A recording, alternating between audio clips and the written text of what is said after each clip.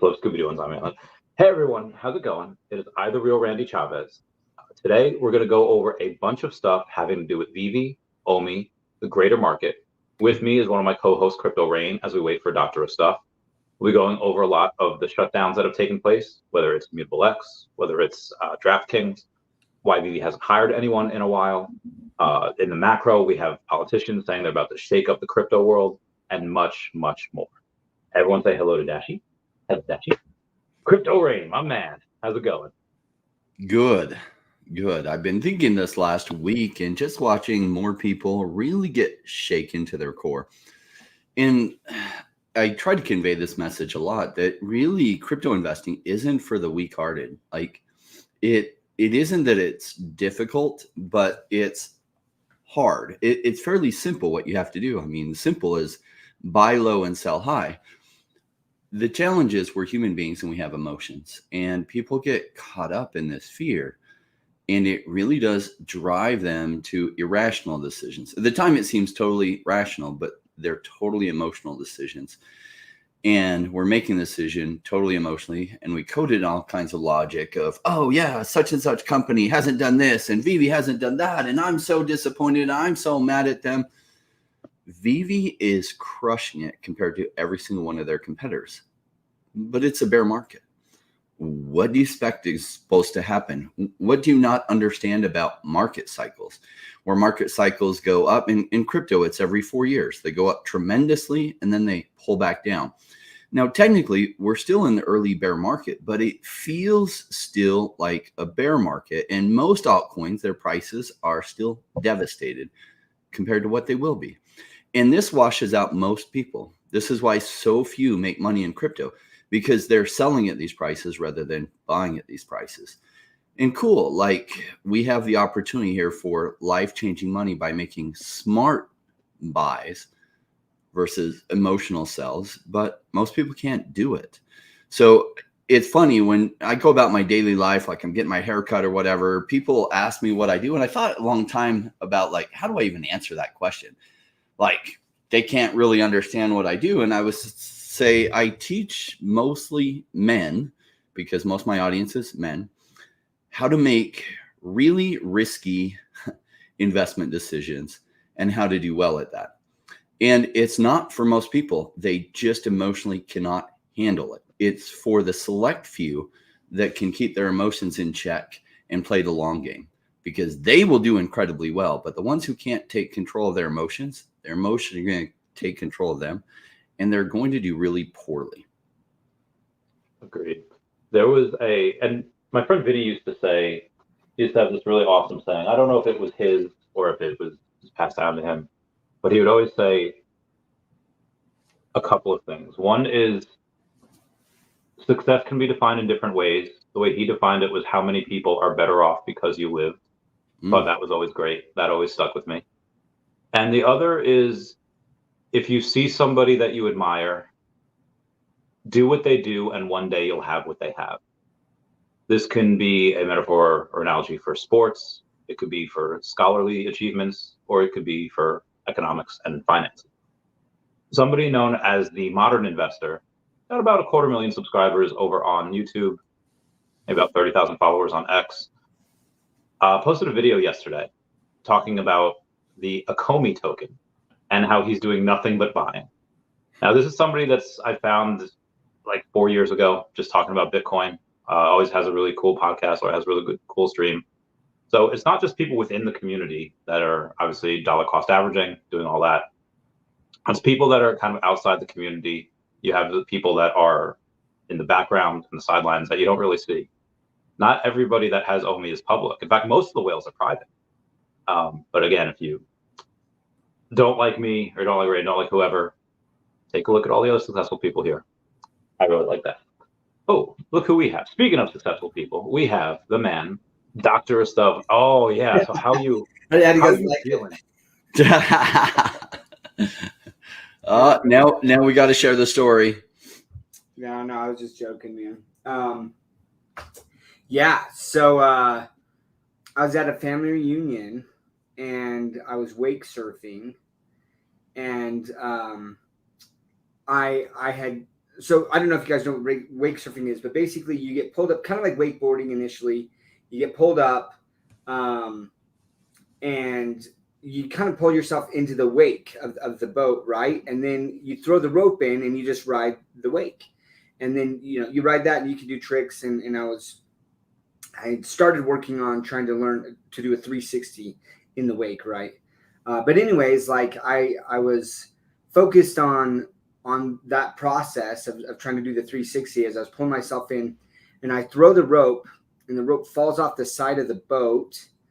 And I kind of panicked because I was like, oh man, because that rope then can get dragged back out and then like wrap itself around the board or the leg. So then I kind of like, I totally lost all the weight positioning on the board. So then I went over the wake and I just turned up and I was just like frustrated. I was like, And the board shoots out like from under my feet as I fall into the water.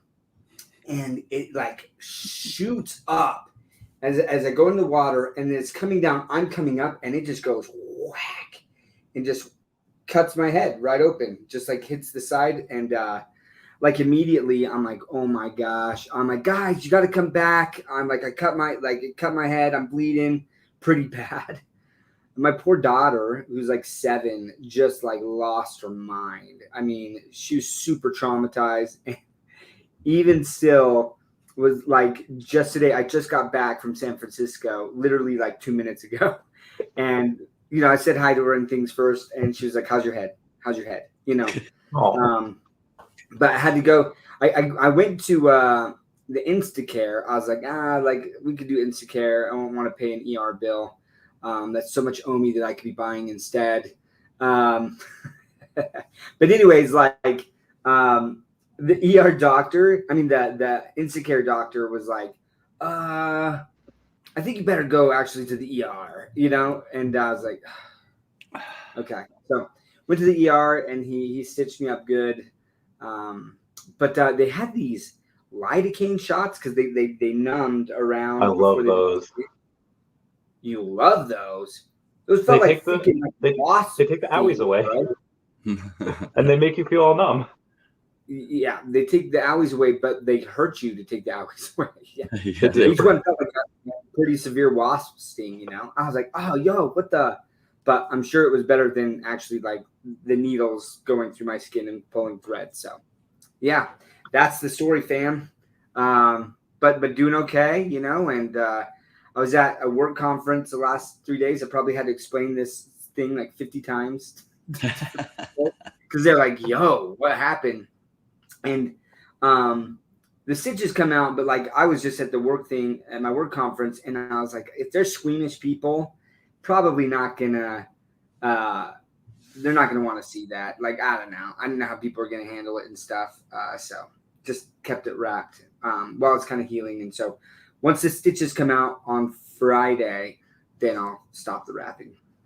When we're off camera, I want to see the cool scar. Yeah, no problem. I can't wait for that. It just isn't as bad anymore. Like the first day, like that picture when it was all swollen, like it was pretty bad. It's a pretty good cut, but yeah. Good time. Your face doesn't have a lot of extra skin like the rest of your body does. You can like pull it together like that. I don't know how they did that. Yeah, I'd love to see pictures. Anyway, so you mentioned having to go in and tell the story like 50 times. Sorry, we had to make you tell it another time.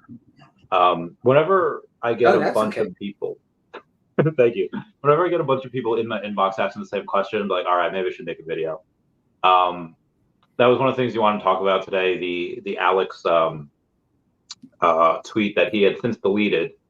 It could be interpreted a couple different ways. I'll go and I'll find the actual message. Here it is. It's from a fake account. Somebody that's pretending to be a big futter, but it's not him, saying, OMI's a heckin' rug pull. And then Alex G had responded, you have no idea. You as in YU. Now, it could be interpreted in a couple of different ways, but I think anyone with a decent thinking brain would be like, oh, he's probably just saying, you have no idea, as in like, you just have no idea, and he just made it fun with the YU. But then you have the fudders and the people that just facetiously and purposely try to create that FUD store and be like, oh, he's confirming it is a rug pull. obviously, we know it's not. He has since deleted that tweet. Anything else you guys want to add to that? Yeah, I love it. You know, I remember the bear market before was just like this. And some of the projects that made me so much money, it went through this exact same period. And there's some people that just, I don't even know what they're doing. Like, why they're acting emotionally like little kids, and they're in the big boy space, big boy and big girl space. And so it's just like, oh goodness, you know, in a year, we're going to see exactly how this investment goes. Like I'm massively in OMI. I bought 35 million more tokens. Cool. I love cheap prices. So I don't know. Could it fail? Yeah. I mean, the sun could not even come up tomorrow. It's possible.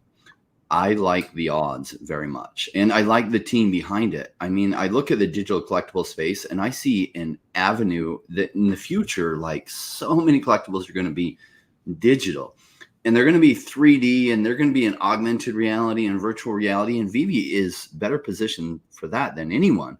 And they're making all the right things and stuff. We're just in a bear market. And so I don't know about other people, but I like cheap prices and then waiting till they're expensive. So it's funny that like people buy and then they just can't stand if it doesn't go up. In fact, they really freak out if it goes down more. And I'm like, well, why don't you just buy more? Oh, I don't know. And nothing's happening and the price isn't going up. And it's like, you're right. It's not the big part of the blow off top of the bull market. So you have longer than you realized you were going to have. And that's a bad thing. I see that as a good thing. Just play out with some patience. Like it might be 3 months from now that we have the blow off top. It might be 18 months from now, probably somewhere between there. And I don't know when. So I want more time to accumulate really good projects and things like OMI. Like as much as it's a hard market and most of our competitors are not surviving, VeVe is doing quite well in a really rough time. Like what don't you see about the actual business operations behind this, crushing it compared to the competition? Man, how do they not get this? If I were to go all in on one project, which I don't do, but if I were to go all in one project, OMI would be that project. But some people don't get that. Some people think I'm wrong on that. Cool. We're going to see who's right on this and who's not. And I'm really looking forward to that. Yeah, I like, my thing is this, two things. I don't know how much Alex was even involved in the OMI token. So for him to comment on it, like he knows a lot, I just don't feel like he does, right? If we're taking the Futter's version of the post, right? But on things like that where it's cryptic, I'm not going to try to interpret it either way.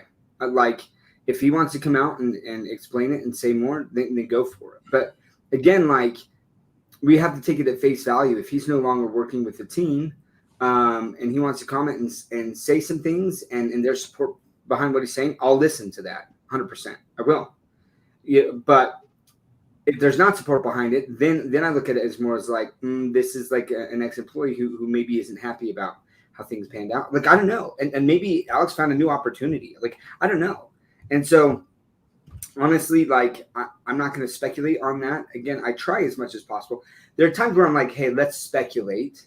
Right. And this can be fun and definitely call that out. But then on things like this, like I'm not willing to speculate unless I know, like I need to know more about things. So what up, Ecomi fam? No, I love that. Ecomi, yeah, we are awesome. having a good night. Yeah. Am I the Black Eyed Peas in 2009? Because tonight's gonna be a good night. I think that's them. Anyway. Speaking of quotes from people, we have Uncle Jeremy, aka Jeremy Pador, going off and saying yesterday something we should also talk about. Dear OMI friends, 5 things we needed to drive OMI. Utility on VeVe. I think when he means on VeVe, I think he just means utility of the token, but we'll go over that. Big exchanges, ease of use, huge daily burns, and timing. Sprint, not a marathon. What he says. Question remains, if VeVe implements 1 through 4 over the next 12 months, I think we will, he's saying, is there still time on the clock for number 5? For timing. I've never sold a single OMI. I've always said diversify and hold no asset other than your personal residence. That's more than 5 to 10% of your total portfolio, especially something that's highly speculative, without fundamentals and completely out of your control. Moreover, I felt compelled to hold. I didn't want to profit when I felt so tied to the community. I wish success for OMI. It was a brilliant idea, and the original timing was phenomenal. The burns were freaking fun. Computing how many months until the entire supply was gone, we were just years away. What a freaking blast. I'm hopeful for the success of the team, but I'm more hopeful for the success of those who stuck it out on the consumer end. Father time is brutal, and in business, father timing is relentless. When OMI NFT is traded openly, new purchases, secondary market purchases, the trading is extremely obvious. No instructions needed. The asset can be purchased on the largest exchanges, and burns are implemented across the board with many of us originals cheering them on. That's the day we can ask the question of timing. Until 1 through 4 is in play, we'll never know number 5. But like I've always said, sprint. I wish you all success, and if the one learning is diversification, I wish you resilience and many, many more exciting days ahead, taking fun, measured decisions. One of the other things that people were blowing up DMs about was like, this sounds like a goodbye letter. Is Jeremy selling? I have confirmation from Uncle Jeremy, because I knew he wasn't, but just in case he was, I had to shoot him a message and be like, hey, if you're selling, if you're selling OMI, let's do an OTC deal. We'll take a while for you to sell in the open market as liquidity is low. And he says, my bro, I haven't sold any. I was like, I know you hadn't. People were just blowing up my inbox asking. I figured if you had a change of heart, I'd help you offload. And he says, gotcha, you're the best. But obviously he is not. What are your guys' thoughts on that? His entire tweet, his responses? That's exactly how a seasoned rational investor thinks, right? Like, he's laying out a very logical case for what the future looks like for when the token price is a whole lot higher. So the weird thing is that people have a hard time buying while it's cheap. They kind of want two things to happen at the same time. They want, say, a Coinbase listing. They want all this stuff, burns happening and everything, and still have the cheap price. It doesn't work that way. You have to buy while it's cheap, while you're waiting for those things to happen, because when those things are all implemented, the price goes already sky high and you've missed your chance to buy. And now your only chance is to buy more at high levels, hoping it goes even higher, which gets risky, or sell what you have existing, but too bad you didn't load up way more while it was cheap. And so it's just, you know, I've dealt with investment for like the last 25 years, and I've just noticed as a human condition, so many people want to be able to have, like, see the end, be at the end, but buy at the prices when it was still risky. And it just doesn't work that way. Yeah. Rain hit it on the head, right? A seasoned investor. And one of the things he talks about, which I think is important, is that diversification, because he's pointing out the fact that, like, OMI's gone down, it's stayed within this range. It hasn't gone up while other tokens have.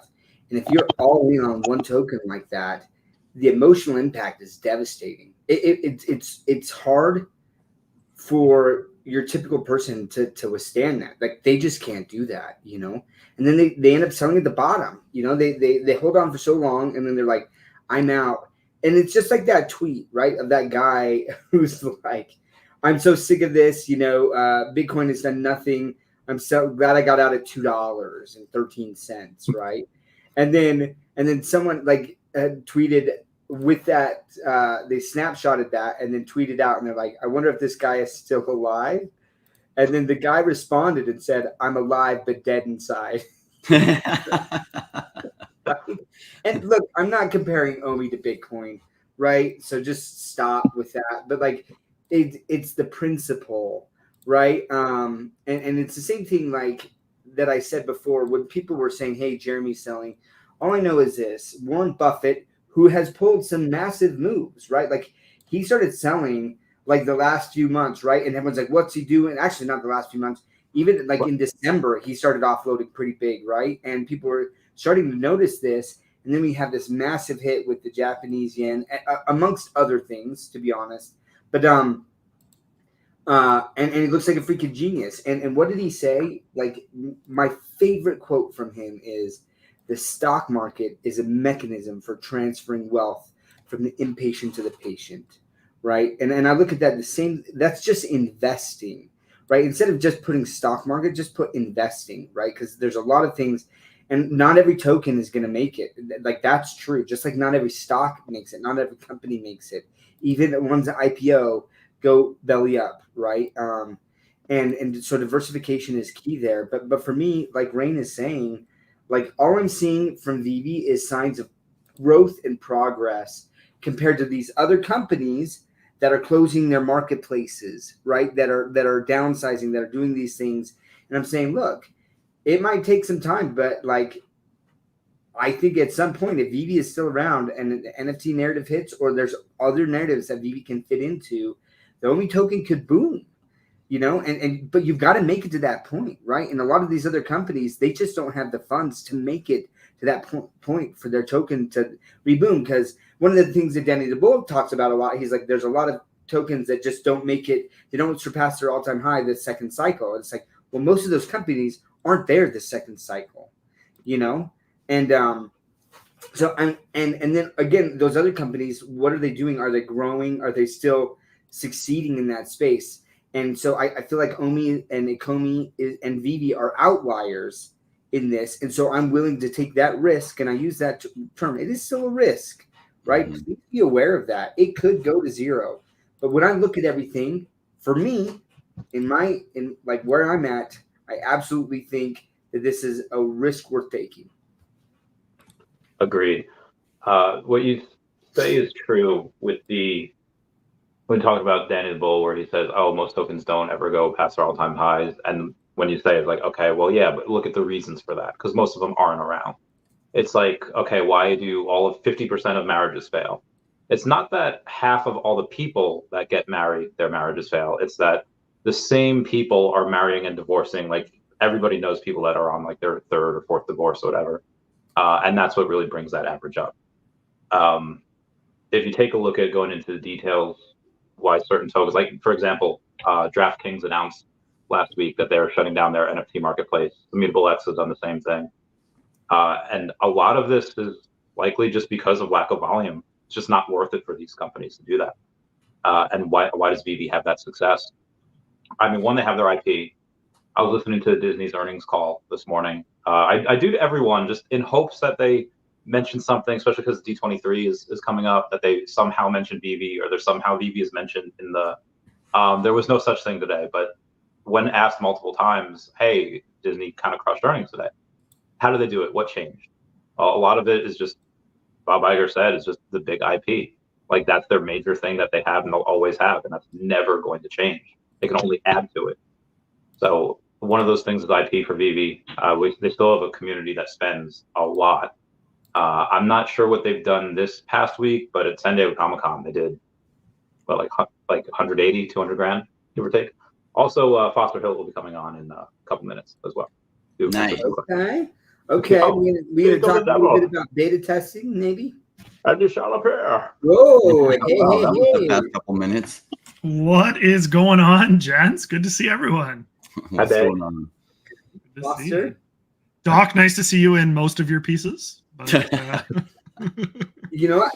The pieces are here there now. They're just stitched up, a little Frankensteinish today. I'm glad to hear that you're on the mend at least. That's good. That's good. Oh man, we have a. Sorry, Randy. Oh, sorry. Go ahead. You got to show Truck and Hanks. You got to show Truck and Hanks comment. Oh, which very, one? very bottom. Very, very bottom. Very, very bottom. Grill him. Grill him. Foster's on. OMI NFT. Yeah. When OMI to NFT. When OMI to NFT, eh? So we got the notification. Yeah. Oh, we got the notification that it went out. The invites went out yesterday, and people started getting access pretty much right away, right? As soon as they got that invite. Yeah, I mean the access was live the second we sent out the invitations. It was just about people getting their logins and passwords and everything that they needed in order to test it out. But I think we'll honestly have beta invites going out on a pretty regular basis. I know people are a little bit skeptical just because of they've obviously seen the VeVe beta and seen, obviously it's been out for a while now. And so people are, a little bit concerned and apprehensive, and understandably so, about kind of the speed at which we're going to send out invites for OMI NFT. But, I've been using it since we've been alpha testing it kind of internally with the team and working out different kinks and things like that. And so when we released it, we obviously knew that there was going to be issues, right? Which is the whole point of rolling it out in a beta. So really our first group, we just wanted to, we didn't want to invite too many people, because the problem is then you end up getting the same pieces of feedback, 20, 30 times, versus just being able to kind of interact with people directly, get their feedback, and understand kind of things that they're testing, doing load testing, different things like that. And then as we're able to see Stacker make the improvements on the issues that they're having, or if there's any issues on our end that we need to address, we can work on those pretty quickly. And then they have a full dev team working on it. And then, of course, we have a lot of resources dedicated to it on our side as well. So changes have been happening.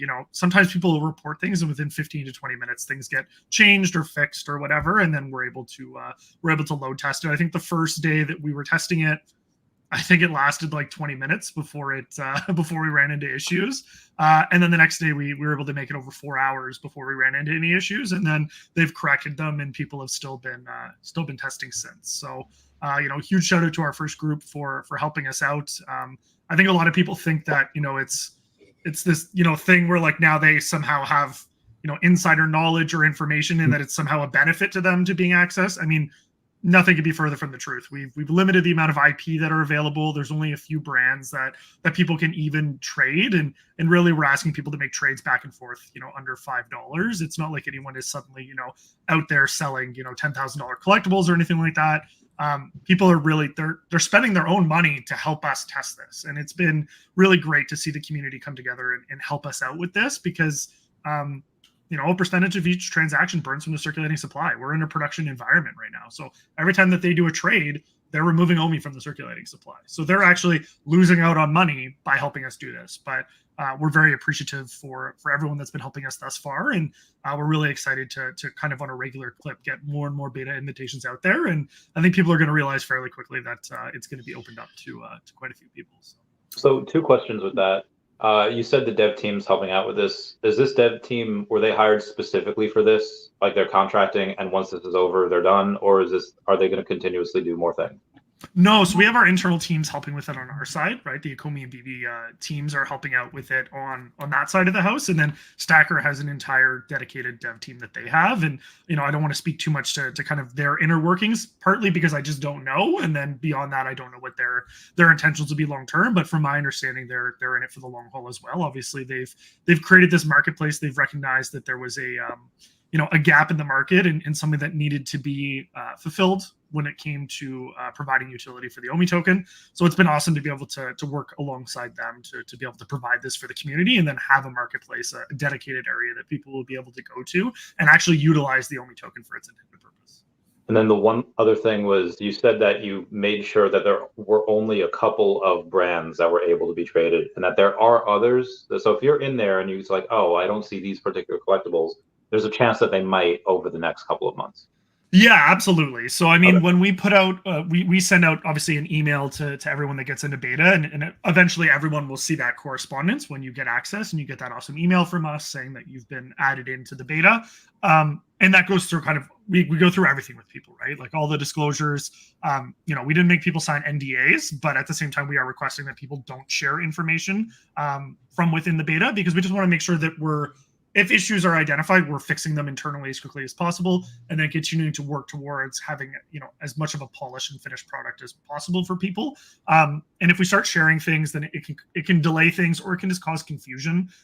People will operate with 5 or 10% of the information, and it just becomes more difficult. So we've given kind of a full write-up to everyone that has access to the beta now. So they're aware that, there's been a limited amount of licensors. They're aware that we're on a live chain. So if they go and sell their VeVe Gold logo for 1,000 OMI, the person that they sold it to got a VeVe Gold logo for 1,000 OMI, right? Like these transactions are happening on chain. The collectibles are moving on the VeVe end. So all these things are happening. So that's why we're asking people, like the collectibles that they're generally trading are collectibles that have a floor of, $5 or less on the VeVe marketplace anyway, so that for whatever reason, even if there was an issue or someone traded something they didn't want to, or whatever the case may be, it's not really a huge issue. But from what I've seen so far with the beta group, because we have dedicated channels that we're speaking to them in on this, they've been very receptive and everyone's been very understanding. I mean, no one, from what I've seen, no one would ever in a million years, hey, you accidentally traded this to me and you shouldn't have. Like, we have a great community, that would get worked out internally and they would just, I'm sure, trade it back. But all the trading has gone well so far. People have been able to make their trades of their collectibles. Like I said, with every beta or with every product that you roll out, there'll of course be issues, but it looks like the Stacker team has been great at being able to respond and address those issues. And then, of course, working closely with the VeVe and Ecomi teams just to make sure that anything that needs to happen on our side is happening as well. Because, of course, there is a lot of moving parts in anything like this to make sure that it goes off without a hitch. Sweet. So I have a couple questions, and you can say that you can't answer. That's fine. But I'm pretty sure I'm looking at things that you've it's already been responded to publicly on X. But these trades are really happening, right? Like, this isn't in some sandbox. The trades are actually happening, and OMI is being burned at this moment in time. Is that correct? Yes, that's correct. Yeah. So every transaction that occurs is in a production environment, and every transaction removes a percentage from the circulating supply via the buyer's P. Okay.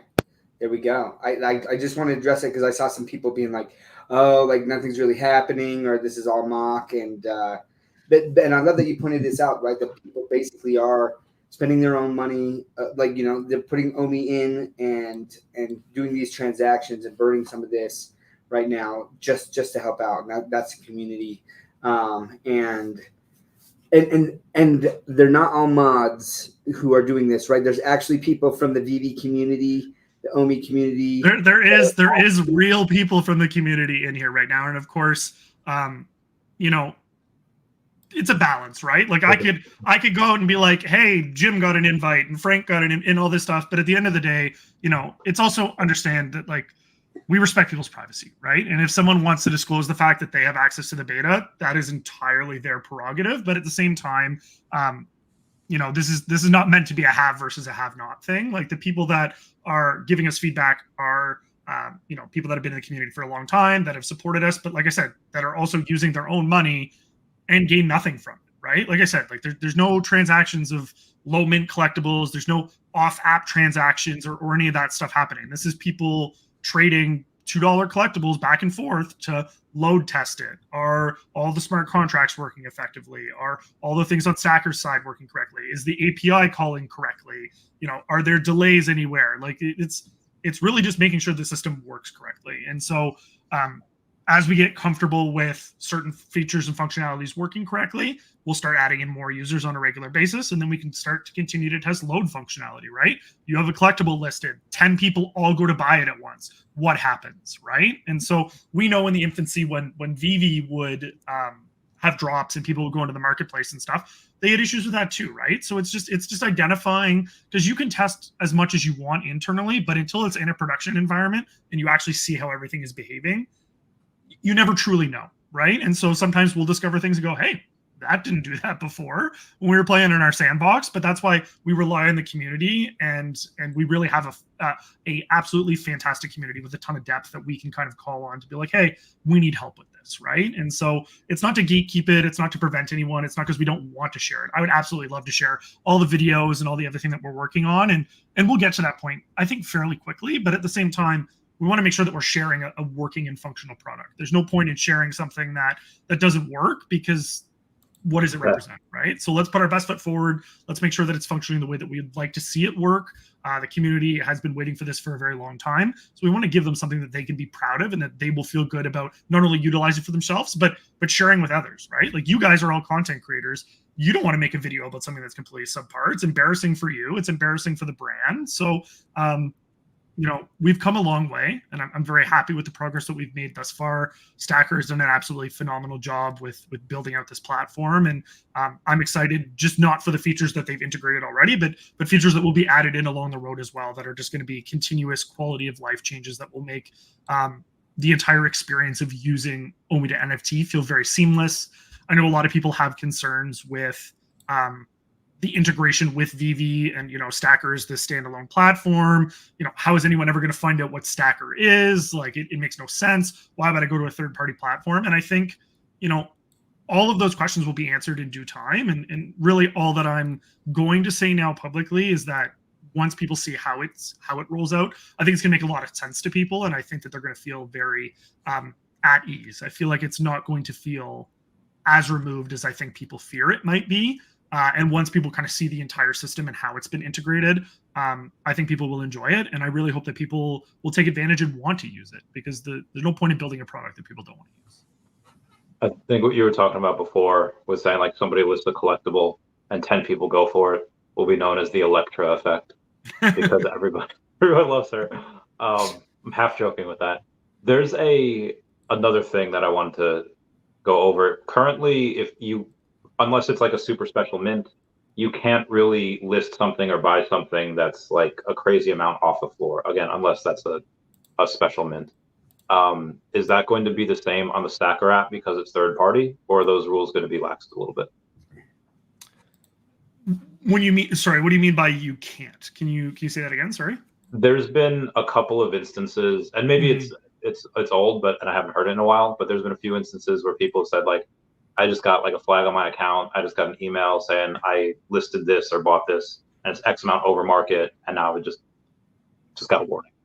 Right. No, that's fair. So, I mean, at the end of the day, as we disclosed in the article, like the transactions themselves take place on Stacker, but your collectibles are still on VeVe, right? So if for whatever reason VeVe did not feel comfortable approving that transaction via their API, they could always just cancel the transaction on their end, right? Like you're transacting in the peer-to-peer marketplace, but at the end of the day, the account itself the account doesn't belong to VeVe, but you have an account on VeVe that's connected via Stacker. And if for whatever reason there was concerns with that transaction for whatever reason, they could always look at addressing that at that time. Now, of course, as time goes on, we'll see certain things change, I'm sure, as the market continues to grow and mature.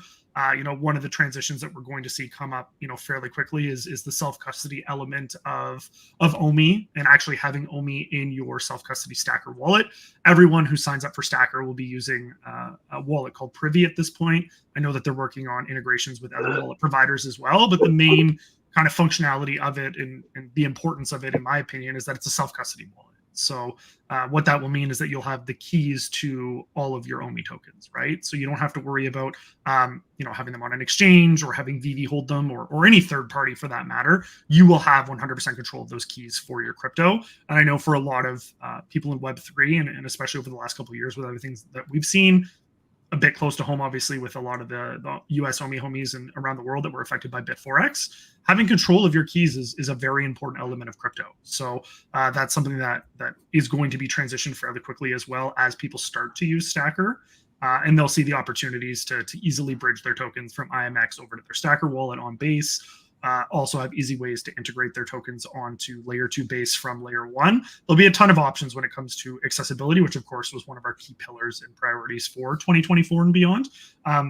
So I think as more pieces start to fall into place, all of that's going to start to make sense. And, we'll make one move and someone will go like, I don't really get why they did that, or I don't understand why this has to be the way that it is. But then a couple other pieces come to fruition and they go, oh, you know what? I get it now. Which is actually why I put out that tweet a couple weeks ago where I said they're starting to figure it out. People are saying, I'm getting messages more and more often these days where people are like, oh, I get why you did this now. And that's really rewarding, because we can't always be as transparent as we'd like to be, whether it be because of just internal requirements or whether it be because of regulations or compliance or a host of other factors. But it's fun when people start to see the vision and they understand why we're doing the things that we're doing, and looking at it for the long term. What else, guys? So there's a couple things that I wanted to talk about. Foster, when you were talking about, you're not going to see much, but people will kind of see the integration because you got this third party app, right? And all I could point to is kind of like Cryptoys, if people have interacted on Cryptoys, and like they basically have leads out to the outside market. So I would imagine that VeVe is going to have something like that where it's like you can sell an OMI. There's a question here. I don't know if you can address it, where they say on the VeVe website, will you be able to see, even though you can't purchase the collectibles in OMI on the VeVe app, will you be able to see that, like what it's listed at Gems and what it's listed at in OMI, or the only way that you'll see it listed in OMI will be on Stacker I think that's a good question. And I'm just going to give, well, I'll let you, if you can answer that. And if not, you can't, then I'll give my 2 cents on what I think will probably happen and why. Yeah, absolutely. So, I mean, the whole thing is an iterative process, right? And as you kind of hit on with cryptoids, I think the piece that a lot of people miss is that a lot of the licensed digital collectibles platforms in the space have third-party marketplaces, right? Like McFarlane is a third-party marketplace, Cryptoids is a third-party marketplace. Like it's become very commonplace to have a third-party marketplace, right? And a lot of that stems from regulatory and compliance issues, right? And we've seen it with FTX and in other companies that have had issues. Dapper Labs got in trouble with it. IMX has recently made some transitions with their marketplace. Not saying that one's connected at all, but we're starting to see a lot more of these changes happen. And a part of that is just because, you can't have everything, right? You can't be the custody provider of the token and the custody provider of the collectible and the marketplace and the this and the that, right? And we saw it with FTX, right? And Alameda and the way that they commingled funds. And it was like, you're the market maker and you're the exchange and you're the investor and you can't have that anymore, right? The regulators stepped in and they were like, hey, this was an issue. And so this is something that we were always working on anyways. This was a proactive step that we had been taking for a host of reasons, right? And we don't always get into them on social media and stuff, but I mean, on app stores, you can't have crypto, right? Like you can have crypto in the VeVe app. Like we had to disable, or I should say VeVe had to disable years ago, even just being able to view your OMI web wallet in your Apple app, right? Like you couldn't even do that. So, as the regulations have become more clear and kind of what the expectations are around companies, people are creating the frameworks and understanding, hey, this is what we need to do in order to make sure that we're compliant and that we're following the rules. And so having accessibility on third-party marketplaces is important. And it's also important for us to be able to show to anyone who might be paying attention that OMI is a utility token, right? Like OMI is a utility token in the VeVe app for sure, but now it's also a utility token on the Stacker marketplace, which is a third-party marketplace.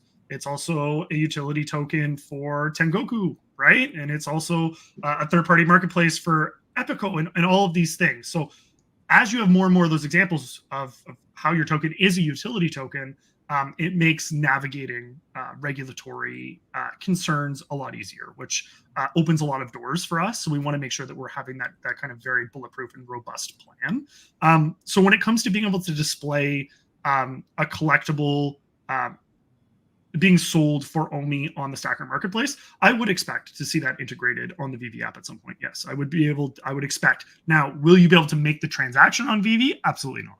Right? Like then you would be redirected to Stacker and you would make the transaction on Stacker. But this is one of those things where people are concerned, well, I won't even ever hear about Stacker. Like, what are you talking about? How will I ever find the Stacker platform?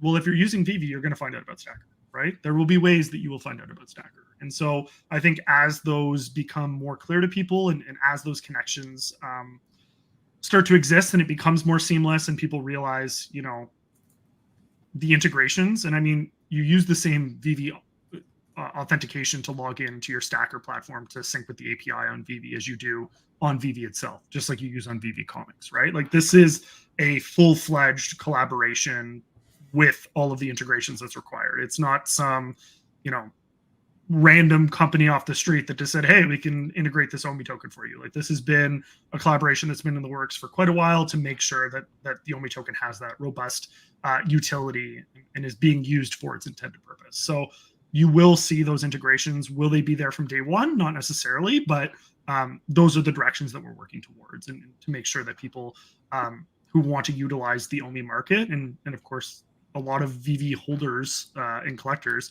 came as OMI holders, right? So they want to be able to utilize that token for that purpose. So making them aware of it so that they don't have to hunt it down and figure out what OMI even is and why it would benefit them is very important.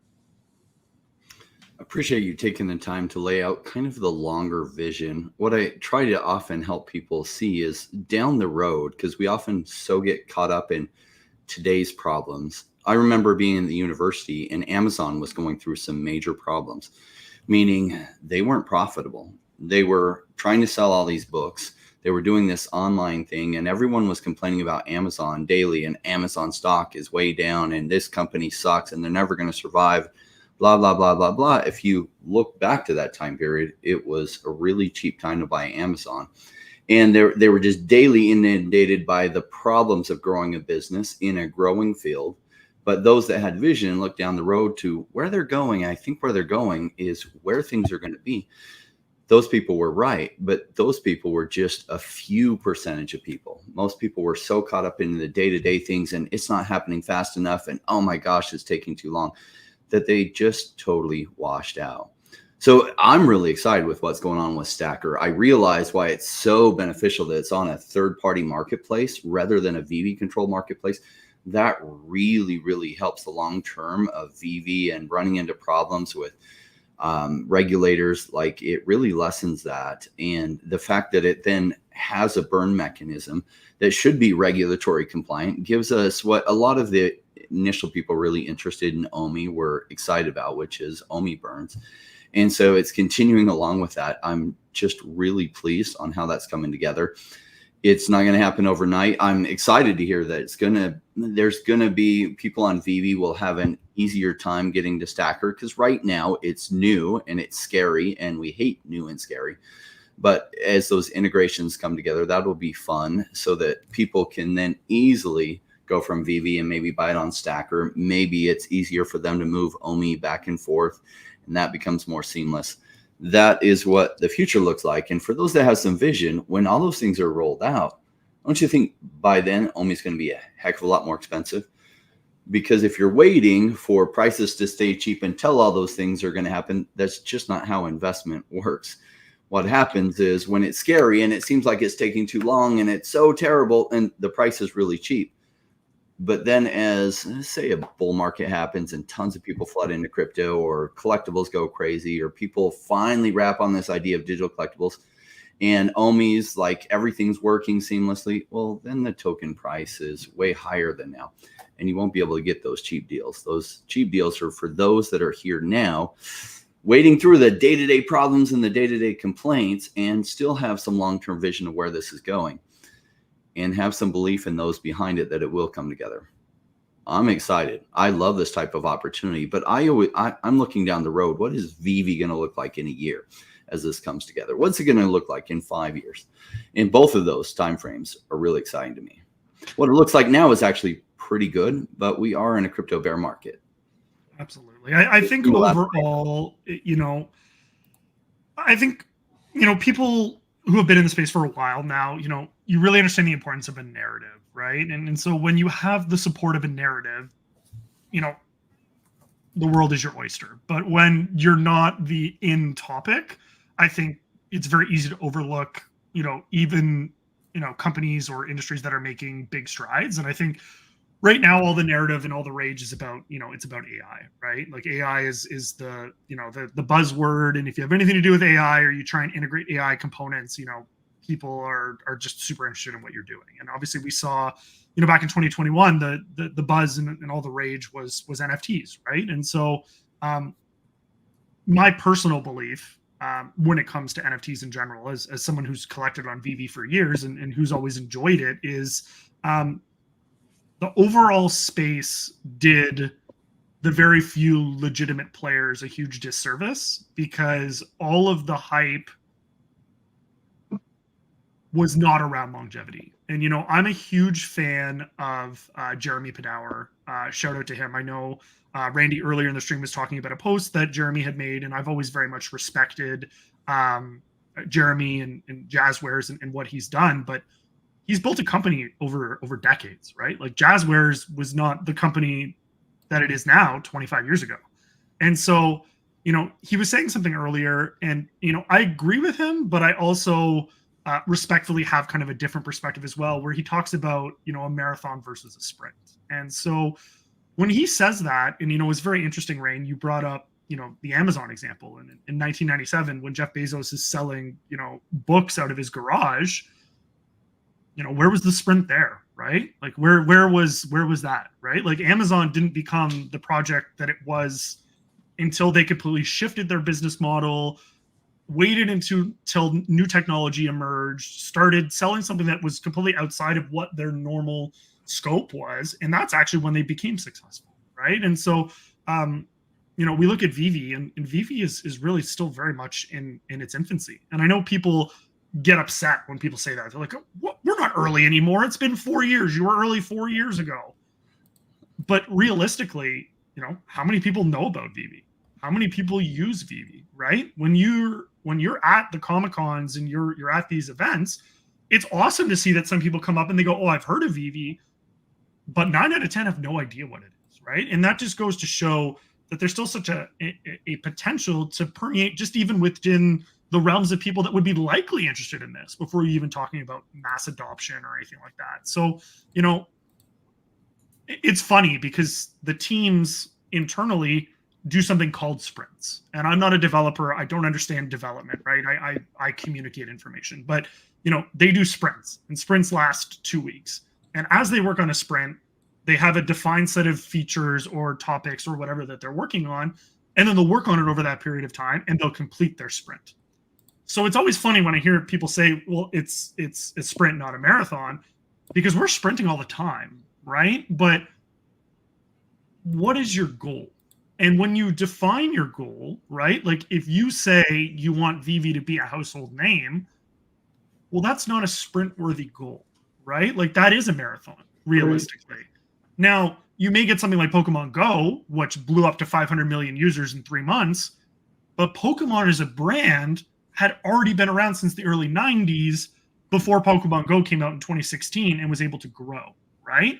Now, collecting has existed for hundreds of years, but digital collecting only really started to exist in 2017 when we saw CryptoPunks or CryptoKitties, whatever they were called. Yeah. Anyways, CryptoKitties, right? So like the whole industry is in its infancy. So no one even understands the technology. No one understands the direction that they're attempting to go. So, when we talk about sprints versus marathons, there's features that I would love us to be able to just deliver on in a sprint-like fashion. But I think when you're trying to look at kind of the overall goal that you're looking to accomplish, right? When you're looking to say, I want VeVe to be a household name, and I want OMI to be the utility token that powers the entire ecosystem, it's not as simple as just delivering on one or two things, right? Now, you can deliver on utility for the token. You can deliver on accessibility for the token. You can get IP for VeVe. But until a narrative comes back, until macroeconomic factors start to improve and there's more certainty with regulations and all of these other things, all you can do is continue to build. And I think one of the things that I'm most proud of is sprint versus marathon, wherever you sit on it. VeVe has and will continue to be one of the few companies that's still here now and is still building regardless of what else is going on outside. There's been companies that have appeared and like a bat out of hell and disappeared 6 months later. There's been companies that have done not really much altogether, but still kind of exist.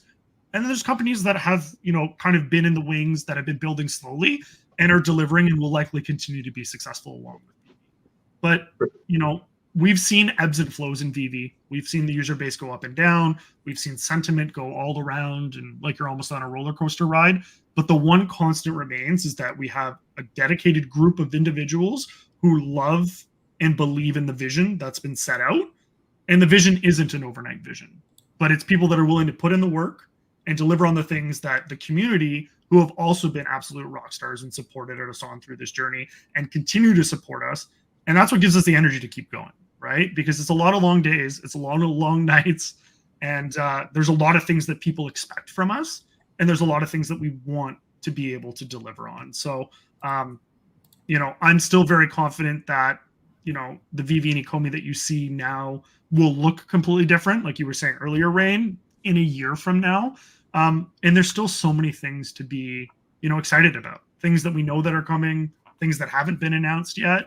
And I think that for me is what keeps me going, is that, you would assume in my position that, I know everything. And nothing could be further from the truth.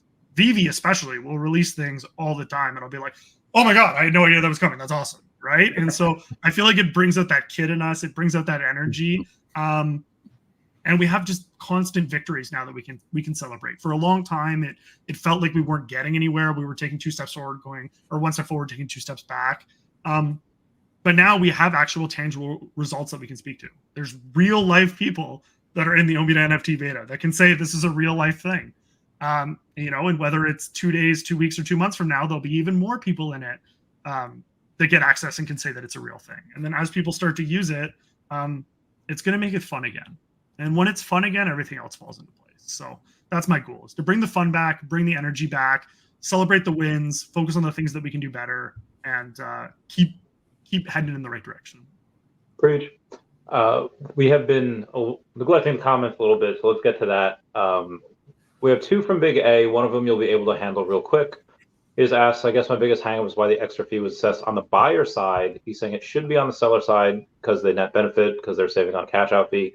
Just tell us why that's not a good idea, and then we'll get to the next one. Yeah. So in the initial model that existed back in the original OUP, it was actually split between the buyer and seller fee, which, to be honest, I liked as well, right? Like, I thought it was great. You could split it and whatever.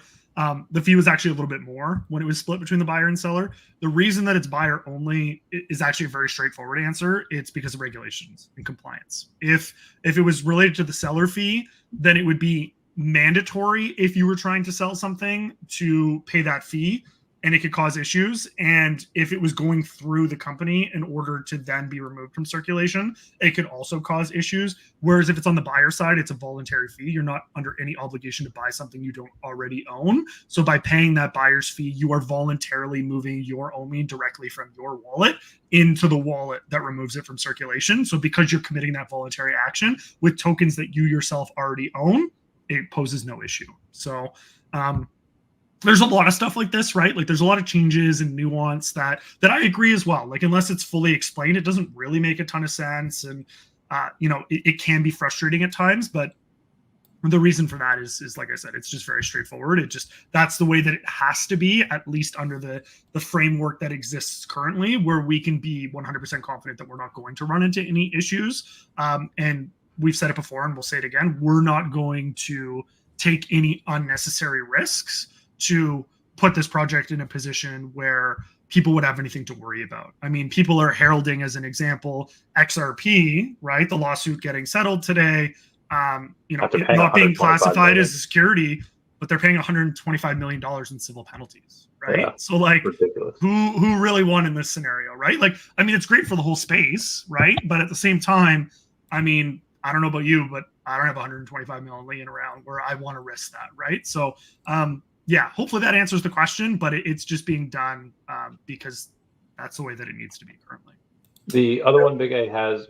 Hold on, I'm gonna. I'm gonna piggyback off that and get a little bit more into the specifics of the regulation, right? Like, when we're talking about the Howey test, Big A, it's based on the efforts of others, and if again, like Foster was saying, if the VeVe team in any way is taking that OMI and they're burning that could be perceived as, okay, the Ecomi VeVe team, they are the ones burning the token supply, which then supply and demand would say that in general the token price will go up because there's less supply. And so just to not even get into that arena, you have to have the user themselves initiating the token burn. And so by having it on the buyer side of things, that is completely voluntary, compared to on the seller side, it being mandatory, then being charged that's where based on the efforts of other prong of the Howey test, could come into play. And I say could, like we don't know, right? And again, it's like unfortunately a lot of these projects, and it's not just like VeVe or Ecomi, I mean Coinbase, like exchanges, like so many different projects are like, please tell us like what we can and can't do, and because it's so difficult to run a business and be like, we'd like to do this, but we don't know if we can. And it's not worth like risking tens of millions of dollars, hundreds of millions of dollars in legal fees to find out that we couldn't do it, and that's what this regulation by enforcement is unacceptable, and it has to stop. We need this clarity so that projects can actually plan ahead and say, hey, this is the plan, and we know that we're safe here. And so to address kind of Chuck and Hank's question about like, does this XRP resolution Does that help the Ecomi team in any way? I would say to a certain extent, yes, it does give a little bit more clarity in certain areas. And I say that because, look, it's kind of weird. You have two different judges who said two different things regarding the XRP. But one of them, back in August of last year, basically said that, look, it was a security, like when they were doing the initial raise. However, once it went to the secondary market, basically it's no longer a security, right? And then you had another judge who basically said, no, you can't separate the two. Once a security, always a security. But now that they're resolving that, like, it would have to go up higher. And I think that they have a precedent now to say, at least very strongly, that one judge supported this that way. But it's still a bit murky, but at the end of the day, they're saying it's not a security anymore. And so, like, I think that kind of answers the question a little bit, right? But again, that's for the legal minds to truly vet out there. But I do think it gives some clarity. But what we really need is Congress to get their act together and actually put some regulations in place, some laws into place, that the regulations can be formed by that, and everyone can truly understand in a more clear manner. Because unfortunately, projects like VeVe and Ecomi, like, they are feeling their way out, and they're trying as best as they can to distance themselves. And some of these actions that I think that we're taking with, like, the third-party marketplace, which I know NFT Hero, you're saying you don't like, but, like, look at the Dapper Labs lawsuit. And basically what happened is Dapper Labs went to the judge and said, hey, we'd like you to initiate a motion to dismiss, right? Like, let's not even go to court about this. And the judge basically said, like you control the marketplace, you control the blockchain, you can control the token. And so, like, it is based on the efforts of others. And now that ruling wasn't that it is a security, but basically said, you haven't demonstrated enough to show me that it's not a security, that this is going to go to trial, right? And so because of these things that are coming up, like, companies and teams, including VeVe and Ecomi, are having to be very nimble and be like, well, now we've got some new information. How do we react to this? And what do we have to do? How do we have to adjust? And it's crazy. But okay, so Randy, if you want to go to the next big A question. Yes, I'm gonna have to find that. Give me a second. It's the other one was, nope, that was the extra fee. Figure it out. Oh, yes, he's asking what the motivation is for someone not already holding the OMI token. So if they don't have OMI, go through 5 steps of buying ETH on a centralized exchange or decentralized exchange, swapping OMI, both will cost, then send to Stacker only to pay more because buyer fee. I think he messed up a couple words there, but I think you get the gist.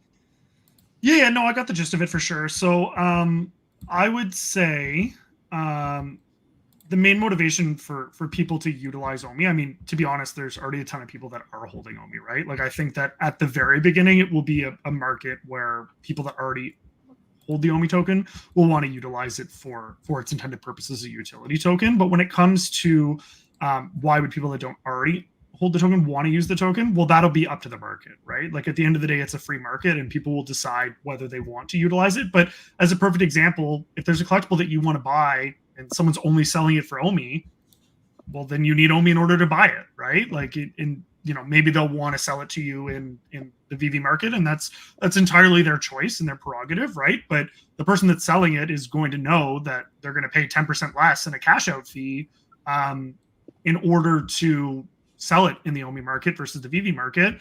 So maybe they'll sell it for 5% less than they're selling it on the VeVe market, because they're still going to make more money.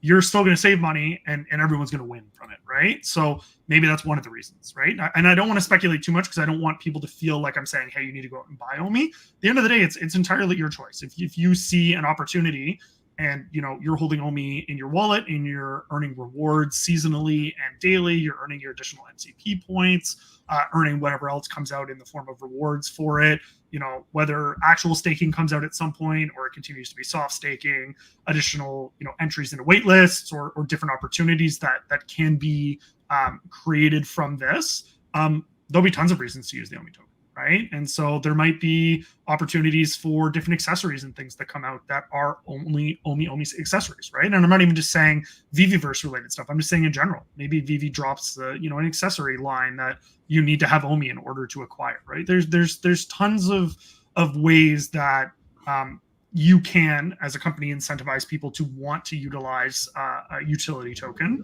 But at the same time, just as a consumer, there's tons of reasons to want to use that utility token. And when it comes to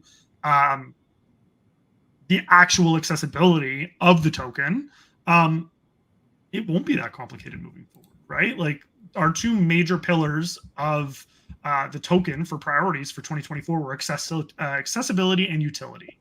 And of course, OMI NFT, which, as people have seen now, is rolling out in beta. As I mentioned to people a month or two ago, it was not going to be a December 31st priority. And at that point, I was basically alpha testing it, right? Like, I knew it was coming. Like, when I say something, I'm saying it with confidence because I can speak from a place of knowing, right? I'm not going to overpromise and underdeliver. I'm going to say things that we can accomplish, and we're going to go out and accomplish them. There's no point in selling you guys the world and then 6 months having to be backpedaling about everything, which is also part of the reason we don't announce a ton of the stuff that we're doing until it's already here, right? Because you can't disappoint someone with something that they didn't know was coming.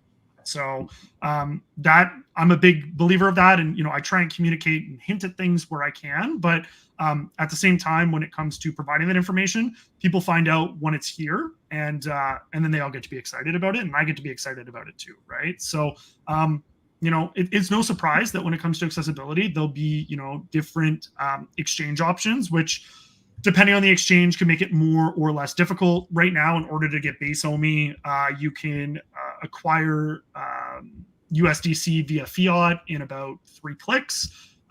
If you already have a Coinbase account, it's even easier. And then you can send it to your Stacker wallet in 1 click, and then you can use the swap function with the liquidity pool that we have there with 1 other click and swap into OMI. I've done multiple YouTube videos on it where I did it in real time. The quickest I did it was quicker than the Usain Bolt ran the 200 meter. It really doesn't take that long, right? Now, that's assuming that someone's knowledgeable on how to do it, and I'm not going to assume that everyone has that same knowledge. So part of that is going to be easier onboarding routes, right? Looking at fiat onboarding options, being able to actually buy OMI directly with a credit card on Stacker, right? That'd be epic. Might not be a tomorrow feature, but it's something that's being explored, and there's multiple options associated with that. Even if it's, at first you have to buy, let's say, USDC with 1 click, and then you have to 1 click swap into OMI, which makes it 2 click. Sorry guys, no 1 click OMI, but if that's the worst that it is, I think that we'll be okay.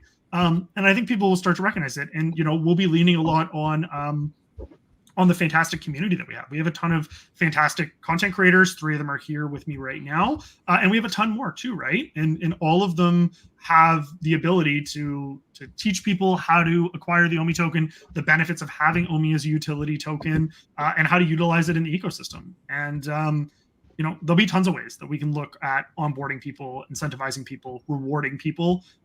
It's just an iterative process. So once again, people are seeing OMI NFT right now. And of course, naturally, they're wondering what's next.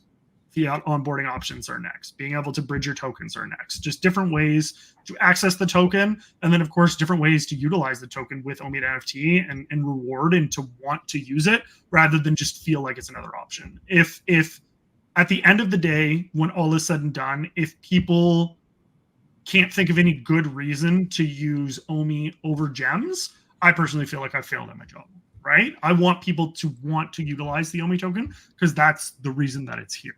So there's obviously some benefits already. You're saving 10% on cash out as a seller. I think that that's a huge one, but there'll be more. And I think people will start to see that as they come out. Before we get to Rain's next question, we have a pretty easy one for you saying, will Stacker have KYC, which I'm pretty sure they do, and will people who don't have payout right now, if they're in a country that's banned for whatever reason, will they be able to use OMI on Stacker? Good questions. Yeah, so people on Stacker will require KYC, at least to my knowledge at this juncture.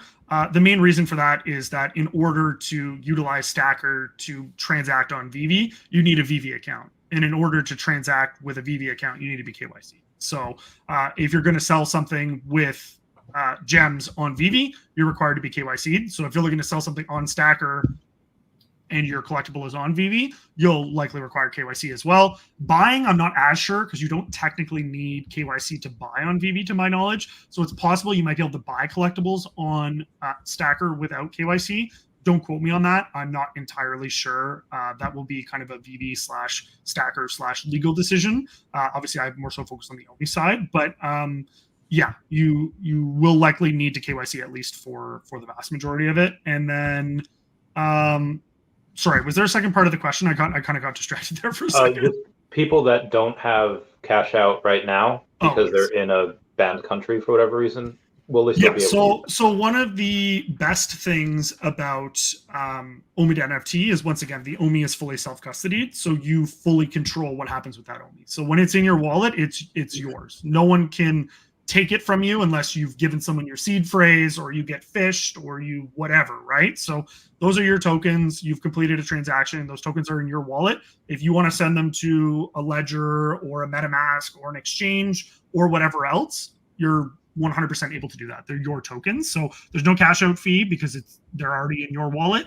and you can do whatever you want with them. Now, if you're in a country that is restricted by VeVe and you're not able to register for an account, then you likely won't be able to use Stacker as a byproduct of that, because once again, you need a VeVe account in order to utilize Stacker, at least right now. So yeah, I'm not 100% on that because, once again, I don't work for VeVe, but just with my understanding of how the systems interact, you would probably not be able to, but that would be the only circumstance that I can think of. Thank you. Sorry. Well. Really good question by So Wulo about BitForex withdrawals. Do you have any information? I know myself and a bunch of my community members have scheduled our BitForex withdrawals, but they haven't gone through. Do we have any updates from BitForex on that? Unfortunately not. I think BitForex put out a tweet, maybe it was 10 days ago. I'm honestly just guessing on the date at this point, where they were basically saying that they were receiving a ton of withdrawal requests, which doesn't surprise me in the least, and that they were taking additional time to kind of process them, and that they'd release more information when it was available. I don't know anything more than that, but just my own speculation is that they're probably making sure that they're auditing the you-know-what out of all of them to make sure that when they give the tokens away, they're giving them to the correct people, and that the balances that they were supposed to have are balances that they're supposed to have. You know, they're also probably running into a ton of issues with people that had any, leveraged or margin positions open and people being liquidated. And, if they had any tokens confiscated by the Chinese government, to be clear, all of the OMI is still in the hot wallet on BitForex. But let's say you had USDT or USDC or Ethereum, and that was confiscated by the exchange. They might be trying to work out, well, how do you recuperate that value and whatever. But to my knowledge, everyone that had access to their OMI should be getting it back 1-to-1, not dollar value 1-to-1, but let's say you had 1,000 OMI tokens, you should be getting 1,000 OMI tokens back. But they're probably just working through to make sure that they're crossing all their T's and dotting all their I's, because there's obviously a lot of regulatory pressure on them from the region that they're based out of to make sure that they're doing this correctly. So if we do hear any updates from the exchange, we will of course communicate it on all of our socials to make sure that everyone is aware of it. But as of yet, we have not received any updates. I'll actually circle back to the team and see if David's able to get any information on that we can release as to what the hang up might be, but I haven't heard anything officially from them. Cool. Appreciate that. I know a lot of my community is interested in that. Absolutely. It affects I will mention too, because I've had a couple people ask me this that were based out of the US specifically. And I wasn't aware of this at the time, so I'm not based out of the US, but they were saying, hey, we weren't actually supposed to be using BitForex back in the day out of the US. Now I'm looking to withdraw tokens. Should I do it? Can't give you any legal or financial advice, right, guys? Like, if you have any concerns about that, and maybe Doc has some insight into it, just because he follows up on stuff like that occasionally, but I wouldn't feel comfortable saying like, hey, you should KYC and you should provide them with your information.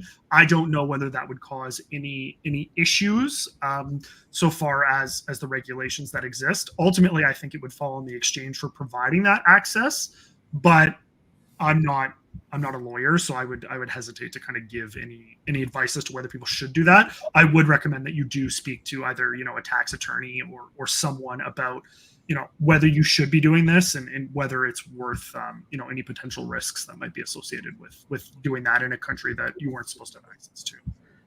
So I'll throw in my 2 cents, and I'm not an attorney. This isn't legal advice, but I'm just gonna give you an understanding, right? Like, it's not like it's up to the exchanges. It's the law like held to the exchange, right? They can't be selling unregulated securities, right? And so the whole thing is to protect the investor. if you have purchased the tokens already, like the SEC is not going after the individual for owning those tokens. I've never seen that happen. That's all I'm going to say. I have some other tokens on BitForex, not OMI, that I'm going to be trying to withdraw, but the chances, they've talked, I don't know. There's a lot more OMI there, but I'm going to be personally trying to withdraw, and I do not expect, and we'll see.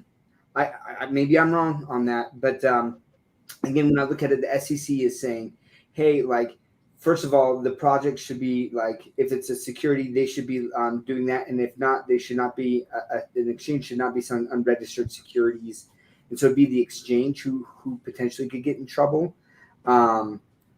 So I don't see on my end, and what I am doing is I'm saying I don't see why the SEC would be like, hey, you shouldn't be. Look, I'm an accredited investor anyways. So some certain things don't apply to me, but they might to other people. But I just can't see why the SEC would go after them when the law is for these exchanges and the security token themselves. If you've been able to purchase something that was an unregistered security, they don't go after you. The whole securities regulations are to protect investors. So if you're the investor purchasing that, I don't see why they would come after you. I really can't think of any scenario in which that would happen. But that's just my take, and I am not an attorney. Like Foster said, please go seek out an actual attorney. I would not say a tax accountant. I would say that they're not going to necessarily know, because they're going to look at the tax implications of that and not the legal implications of that themselves. But that's what I'm doing. Great. Yeah, it would be funny if they're like, no, because you're in the U.S., you can't withdraw tokens that you already bought on our exchange. That doesn't hold water very much. That's oh yeah, the SEC might come after us for letting you withdraw tokens that you had already bought on our exchange. The question was whether they're supposed to be selling them to you, but if they already sold them to you, letting you withdraw your own tokens, that doesn't introduce additional risk to them. There's one of the projects that I was invested in, and they're doing some kind of token migration, which is really a way to raise funds. And then they're like, you know what, we're going to give you the option we're going to buy the tokens back from you if you don't want to go through the migration. It's oh, that's cool. And then they're like, oh, wait, if you're in the US, we're not going to let you participate in the buyback. And it's the SEC to date has not gone after a single company for buying their tokens back from US investors. In fact, oftentimes when they did get mad at a company, that was the penalty they made the company do. So I felt like that was just an excuse they were using, but maybe they had more demand for buying back the tokens. They couldn't afford to buy back all the people who wanted to sell to them, and they had to come up with an excuse. So should you be able to withdraw your OMI from BitForex if you're in the US? You should. That doesn't mean that won't be used as an excuse if for some reason they find they need one. I'm going to jump on one other thing back to Big A's question about the selling or buyer sellers on Stacker with OMI. If I am looking to sell something and I want to cash out, I don't mind offering a discount. Let's say it's a 3% discount, right? I'm okay, so maybe the floor on VeVe is 100 gems, right? So I'm I'll list it in OMI for $97, the equivalent there, because even though that's a 3% hit, I still have 7% that I get back because I don't have that 10% cash out fee.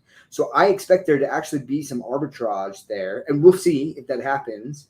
But me personally, I am willing to sell at a little bit lower price on Stacker to get that OMI, right? In case I want to cash out and not face that 10% cash out fee.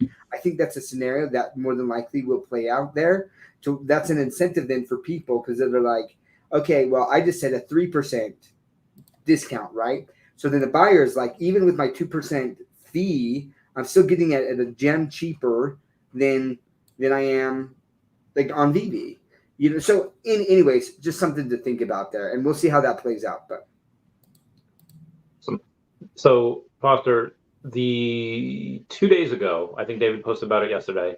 He said it was great to see VeVe community spreading in Asia and meeting up with some of our team members at ABS Summit in Tapai as the Asian Blockchain Summit We haven't heard a ton from him. Do we know if he was there talking about OMI or if he was just talking about VeVe? Or I haven't seen any video from that yet.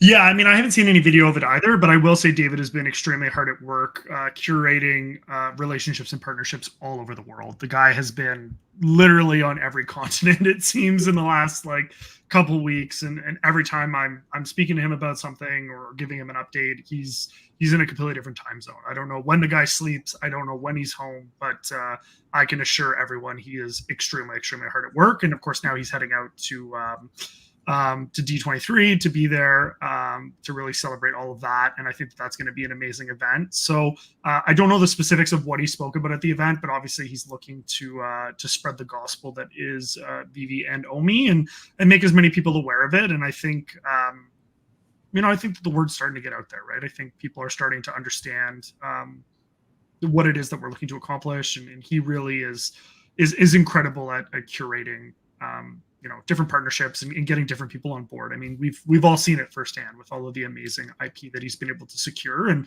time and time again, I feel like he just kind of sets the bar higher and higher from what we thought was possible. I mean, I remember all back in the day when we would, everyone thought it'd be impossible for Marvel to be on VeVe, right? Like you guys all remember those days and the initial speculation of the fact that it might be coming and to think how far we've come when it comes to all of the IP and the different areas that they've been able to branch out to. Seeing Joseph Parker walking into a ring with a VeVe logo on his waist, and then seeing an actual promotional video from Blackpink, one of the biggest artists in the world, shouting out VeVe is, it really just goes to show that when he puts his mind to something, there's going to be absolutely no limitations to what he can accomplish. It just may not always happen in the time frame that people are hoping that it will.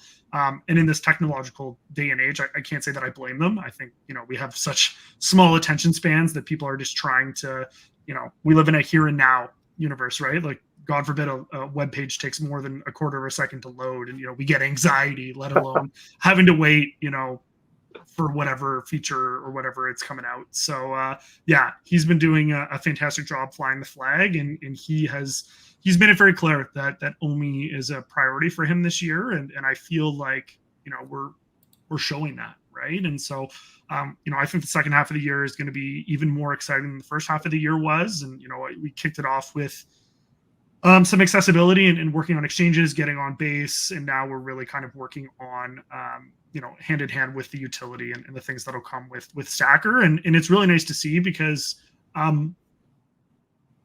the collaboration with Stacker is really, it's a collaboration, but it's almost like we now have a dedicated entity that's focused on nothing other than OMI, right? And I mean, obviously it's to transact VeVe collectibles, but just all the ancillary things that are being worked on are all OMI related. And when we have our teams working with them to work on these OMI features in utilities and things like that. So it's really, it needs to be very harmonious. And I know someone asked, and this was, half an hour ago, I don't expect you to scroll back up to it, but they said, how's the relationship with Stacker and the communication with what comes? And, I'm speaking to the Stacker team multiple times a day, every single day.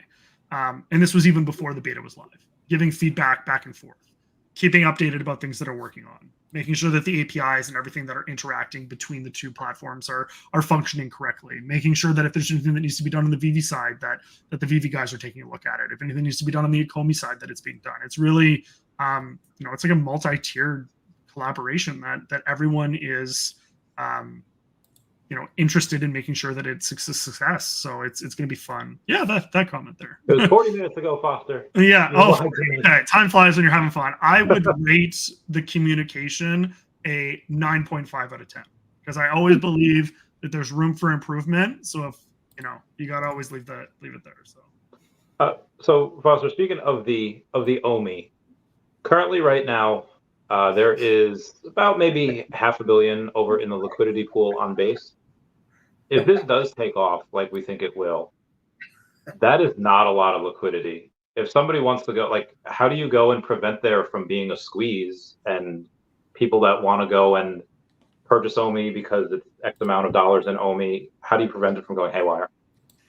Yeah, absolutely. So as a part of accessibility, you want to make sure that people are actually able to access it, right? If you can only buy $20 in OMI and anything more than that is going to spike the price 10%, then there's no real point in utilizing the feature, right? So as we kind of explore the fiat onboarding routes and kind of the different options that exist over in that realm, I don't think it's any surprise by now that OMI NFT is here, but Base is going to be the main layer that all the utility that exists on the platform is going to operate under. I mean, it's no surprise. I mean, even with the Dencon upgrade, gas fees on Ethereum are still expensive. Ethereum layer 1, like they're still, no one wants to spend $10 to do a $2 transaction. What's the point, right? So whereas on Base, it's a fraction of the penny.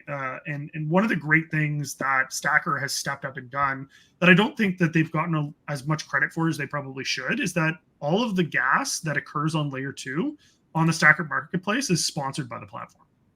And what that means is that you do not need any other token other than OMI to transact on layer 2. So you don't need a fraction of a penny of Ethereum or USDC to transact. And for those people that don't understand why that's such a big deal, well, imagine trying to figure out how to buy OMI, and now you have to go out and buy another token. And not only do you need to buy another token, but you need to buy Ethereum. So now you go buy $10 worth of Ethereum on layer 1, and then you go to bridge it to layer 2, and it's costing you $12 in gas. Well, now you got to go out and buy more Ethereum, and then you got to bridge it. Then you lose 90% of it to gas, and now it's on layer 2, and then you can use it. Like it's a pain for no reason. So Stacker has really stepped up. Accessibility is a priority for them as well. They want people using their platform, and it was really cool to see them sponsor all the transactions. Now, to be clear, that is specifically layer 2 transactions. That's not layer 1 transactions. So if you're bridging from layer 1 to layer 2, they're not paying your $20 gas cost for you, right? Like you're incurring that cost. But once you're on layer 2 and interacting within the layer 2 ecosystem, everything is effectively gasless because they're covering all of those costs. So that's really cool to see. So we're going to need more liquidity because people are going to be interacting in and out of that ecosystem, whether they're bridging to and from. One of the issues, I don't want to call it an issue, but one of the things to be aware of is that bridging from layer 1 to layer 2 onto Base takes like 3 minutes. Bridging back from layer 2 to layer 1 takes 7 days. And that is also something that we've identified. Now, this is security reasons for the chain. This isn't anything that we have any control over. But we've also identified that as a concern as well. And Stacker's actively working to create their own liquidity pool from layer 2 to layer 1. So that if people want to bridge back, you can bridge back. And instead of having to wait 7 days, you'll have to wait 2 minutes, right? So they're creating a lot of different opportunities for people to be able to seamlessly interact between chains once you're on the chain itself and being able to interact on the ecosystem. But as a part of that, we need to make sure that we have a more robust liquidity pool, and that is one of the things that we're actively working to address. We have a couple other things on the table too that will become, I think, evident fairly soon for people. But it's definitely something that we need to increase, even if it's just on the OMI side, to support any subsequent buy pressure that comes from people wanting to utilize the token on that side.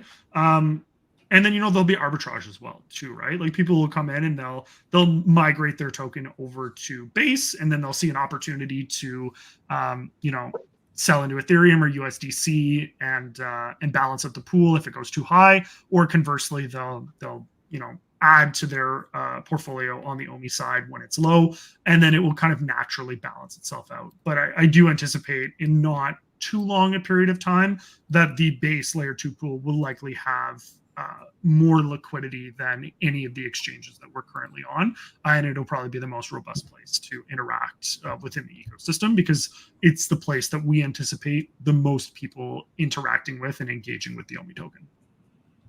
Before we get to our next question, everyone comment #BlazeIt down below, because we have 420 viewers here. This is why VeVe won't hire me. Any questions y'all have? That's what else y'all got? I know I've been like addressing some of the things in the chat. So I have one real quick. Okay. Oh, sorry. Go ahead. No, I was just gonna sometimes I do this, right, where I get caught up in the chat, because one of the big things I think is important is making sure the community feels like they're being interacted with. And one of the ways we do that is answering it live, but then also like I try to get in the chat, right, and talk to people, interact there. I think that makes it more fun for them. But so forgive me if I missed this part in the discussion. But one of the things that NFT Hero kept talking about, and I know that you kind of touched on like the liquidity pool. I just checked right on Base, and right now like the largest token holder and I could see only had about like 300 and something million. So like, is the plan once OMI NFT, or like how big is when people are purchasing OMI on Stacker? Where's that coming from? And my answer was that it's coming from the liquidity pool. That's my understanding, and maybe I'm wrong on that. But if there's not a ton of tokens in that liquidity pool at the moment, that can cause some issues. So can you address that? Like where the token's coming from? Is that liquidity pool? Is Ecomi going to be putting a lot more OMI tokens in that liquidity pool to make that? Did you already address that? I apologize, Foster. No, I didn't address that specifically. So fiat onboarding is obviously not something that we have here currently, but effectively what would likely happen is that you would have a market maker that would be given tokens, presumably from the business development fund. And then they would effectively be able to arbitrage the pool to balance out those tokens that are being purchased. And in opportunities of high liquidity, they would sell into that to recuperate OMI that's being purchased, and vice versa, right? So there would likely be a service fee associated with buying OMI directly with fiat. And that would come from a pool that has designated funds in it that's been created specifically for that purpose. If you bought, let's say, USDC from, MoonPay as an example, right? And then you were looking to swap that token into the OMI token, that would come from the liquidity pool that currently exists. And as a byproduct of that, we want to make sure that that liquidity pool has more OMI in it, and more of the pairing that exists in it as well, so that it's robust on kind of both sides. But conceivably, the likelihood is that there would be more buy pressure, especially at the beginning with people looking to acquire the token to utilize it for the intended utility, than there would be sell pressure. But ensuring that both sides of the liquidity pool are balanced and robust to handle either small or large transactions or regular transactions would be important, right? Like there's no world in which you could go out and buy $10,000 worth of OMI right now in the liquidity pool without affecting it by 5% or more. And we really want to make sure that if people are looking to get into the ecosystem to purchase a collectible that might be that price already, right? That but they Foster, have that liquidity. Wasn't there 6 million in OMI changing hands the other day? Don't even get me started on that, right? Dude, don't even get me started on that. I love you. You're so gonna much, get me Foster. fired up for the boys here. Watch my video where I walk through Foster's response to that, right? But then add my own thoughts to it as well. And again, like very disappointed in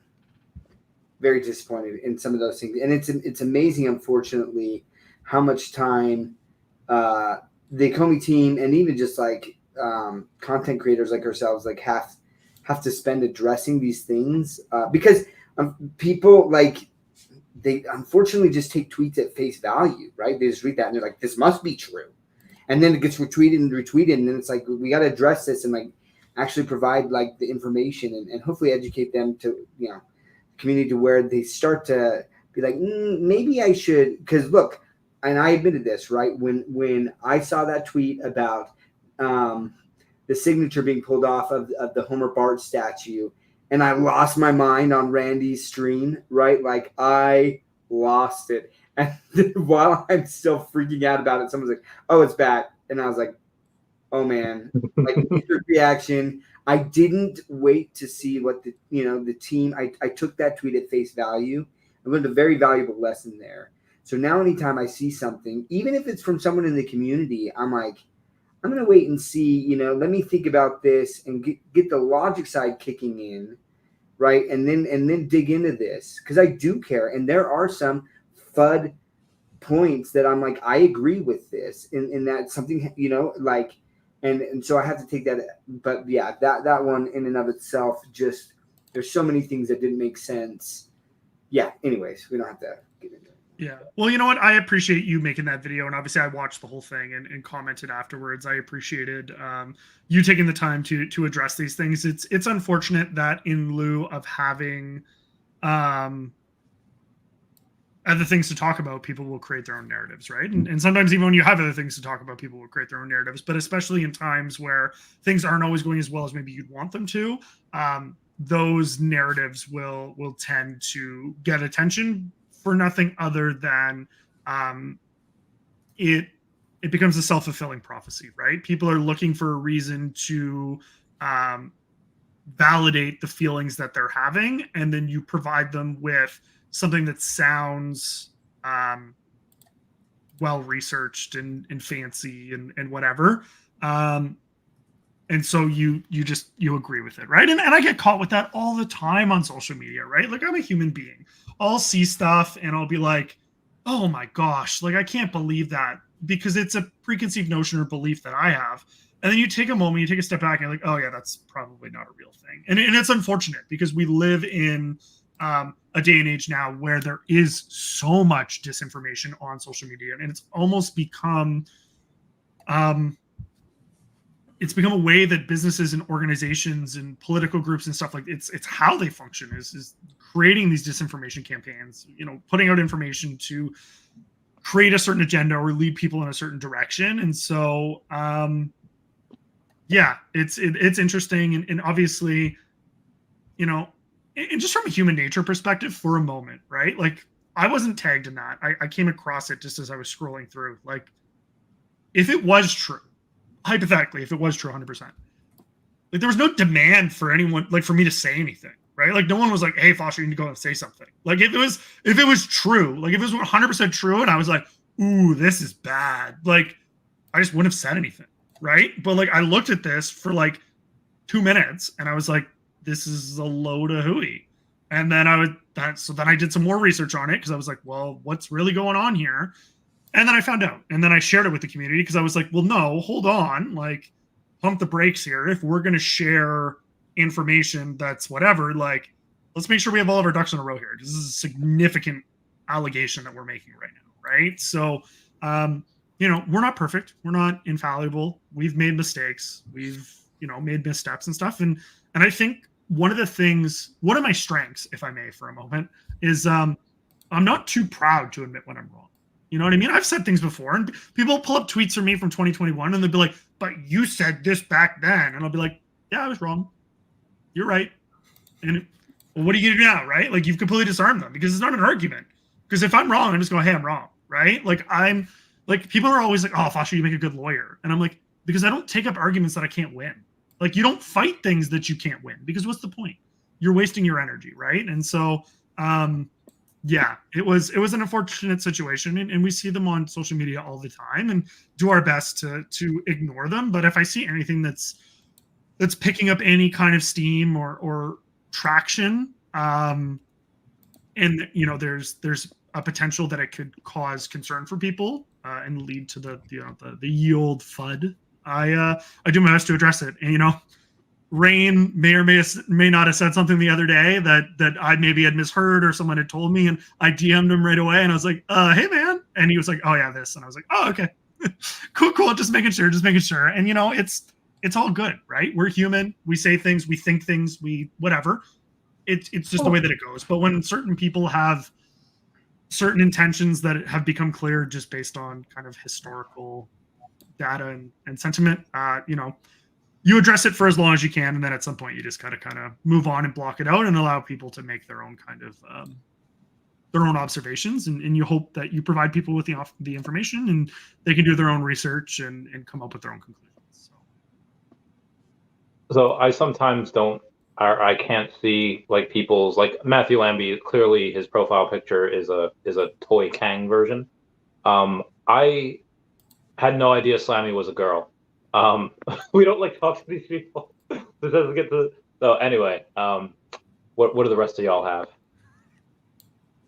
Rain hasn't said anything in a while. I'd love to. I mean, I got some stuff too, but been talking quite a bit. So, well, I'm really glad. I don't know about everyone else, that Foster's come on and just painted a vision for what's going on. And like, I'm an investor, and investing has to do with a lot of patience, and a lot of people that are new to investing, they haven't learned the patience part of it.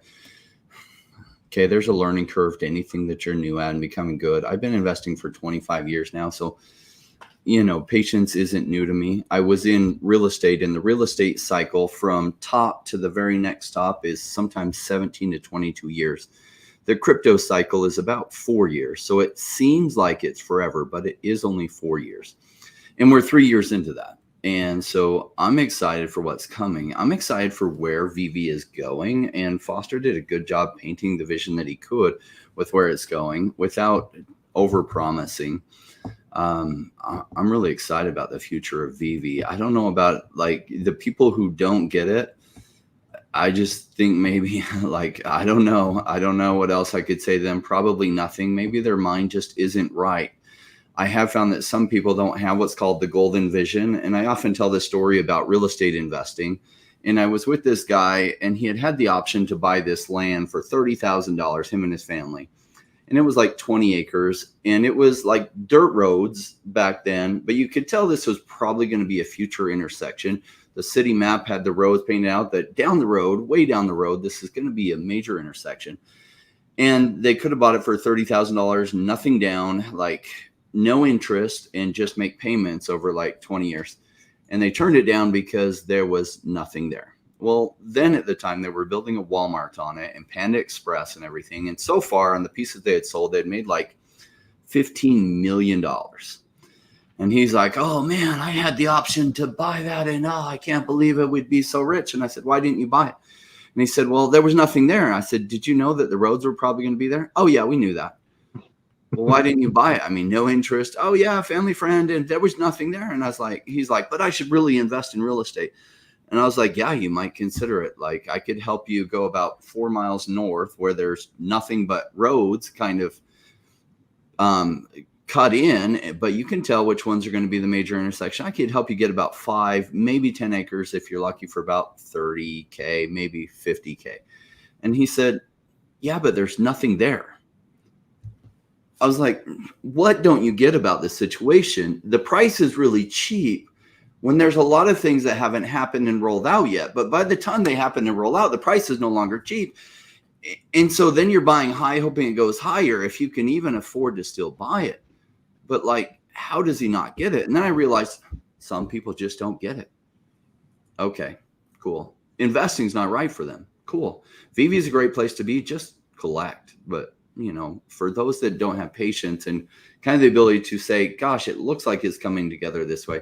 That's what investing takes. And investing can be very lucrative if you're good at those skills, and disastrous if you're not. Preach. We are all, so Foster, me, Rain, and Doc are all going to New York Comic Con because we had a blast at San Diego. There was people there at the house from 9:30 in the morning until 5:30 in the morning every day. It was amazing. Will you partake in the New York Comic Con festivities? I'm definitely leaning towards it. Yeah, I think at this point it's definitely on the cards unless something kind of comes up that's out of my control. That's the direction that I'm definitely leaning towards. I mean, I've been to NYCC the last 2 years in a row, and this will be obviously the first one where I kind of have any formal involvement with the team. But it's just like, to anyone that's watching this right now, if you've never had an opportunity to go to one of these events, it's such an eye-opening experience. I mean, take the money out of it, just the people, like just being able to spend time with like-minded people. And it's really amazing, having had the opportunity to meet these guys before and stuff, like they're the same people on the internet that they are in person. You know what I mean? And so it's so cool to be able to meet people that you've seen on the other end of a screen so much, and then just be able to have actual conversations with them and see how excited they are and passionate they are, and share stories and everything associated with it.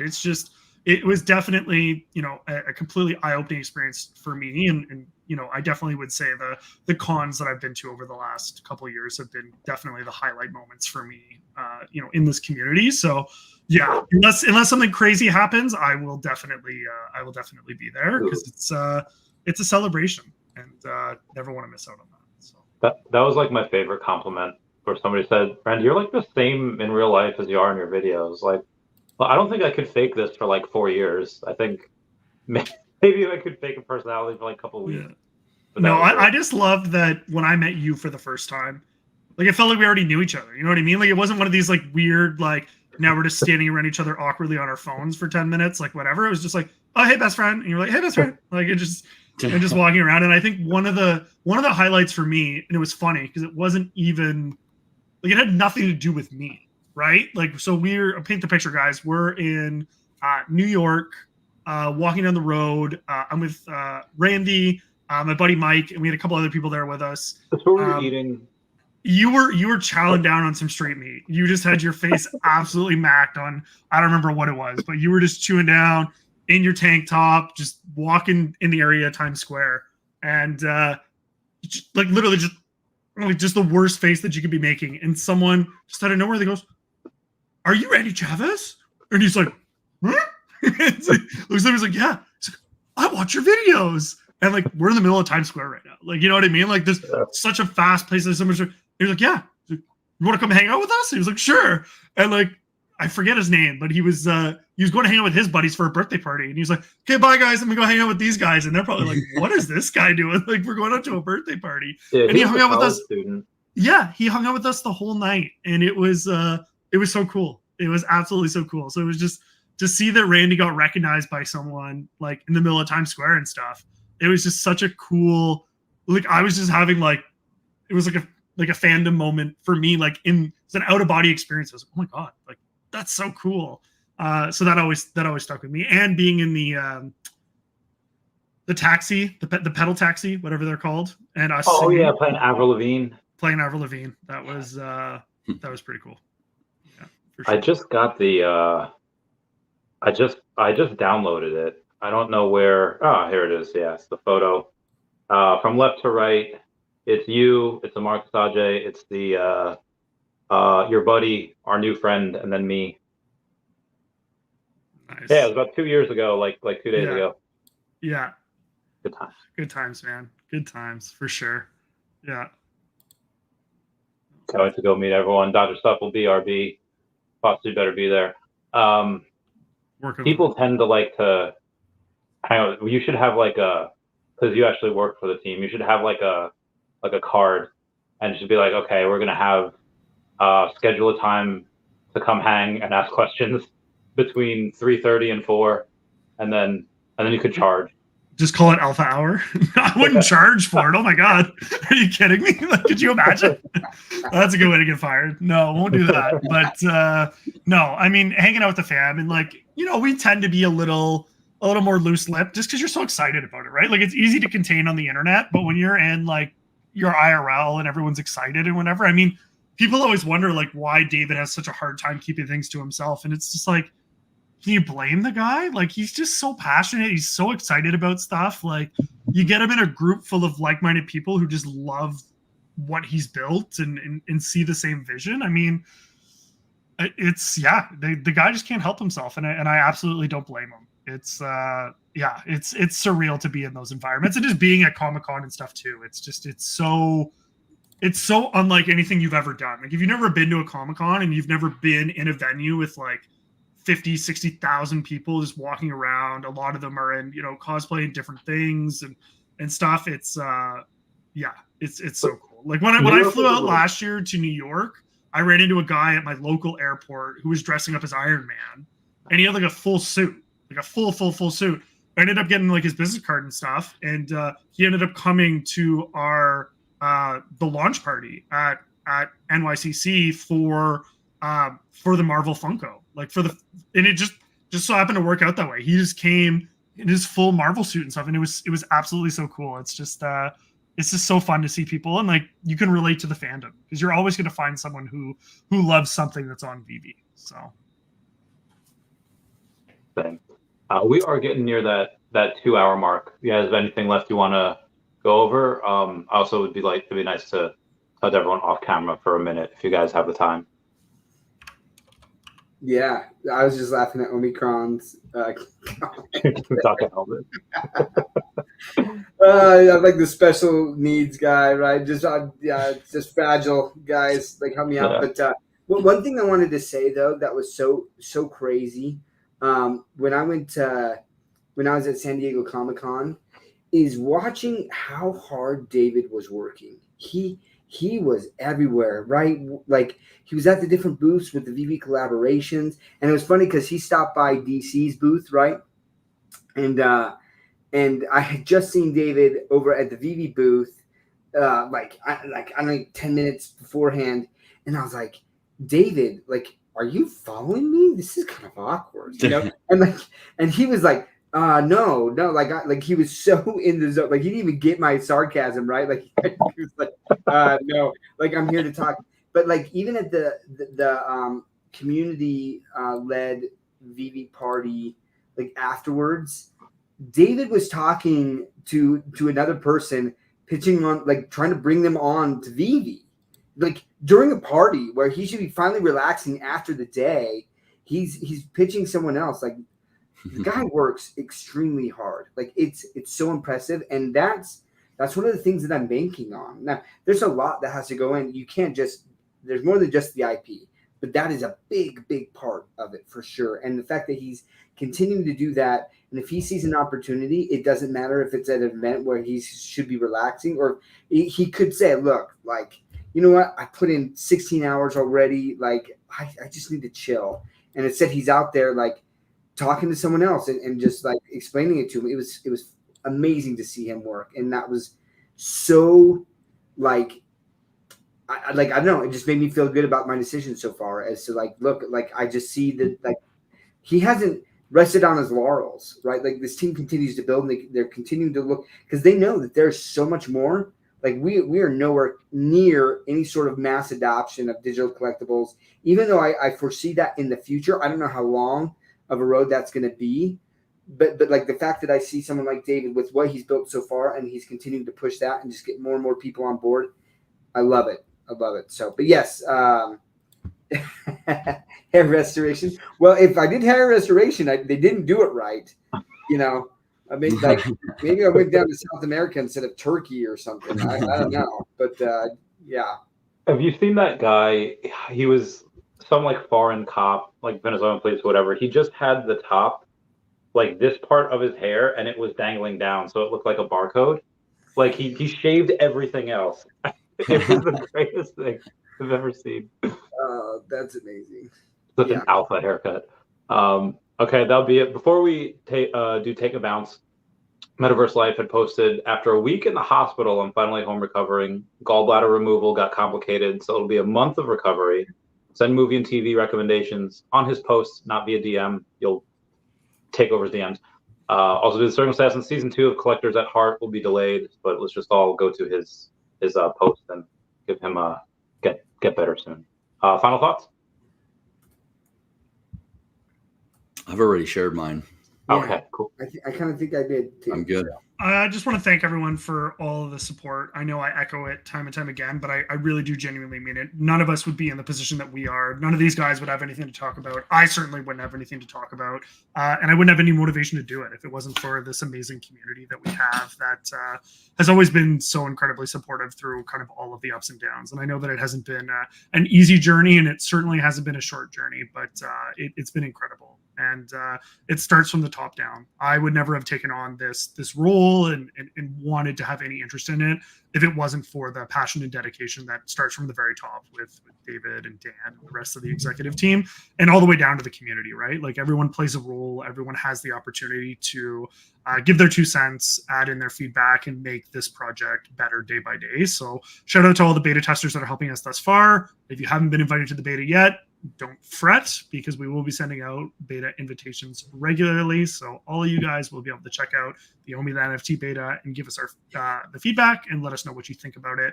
And yeah, thanks to you guys for always flying the flag. I genuinely appreciate it. You spent 2 hours out of your night tonight doing this, and you absolutely didn't have to. So, you know, you guys host these roundtables regularly, and I try and jump into them where I can, but you guys are absolutely incredible. And thank you for always supporting us and flying the flag when I'm not around to do it. I really do appreciate all you guys, and I consider all you guys friends. And so Thank you guys, Thanks. and thank you to everyone in the chat as well. Thanks, Foster. Thanks for Love you, joining. Base. All right, let's get this spread. Bye bye. Everyone say bye to Dashi. Bye bye.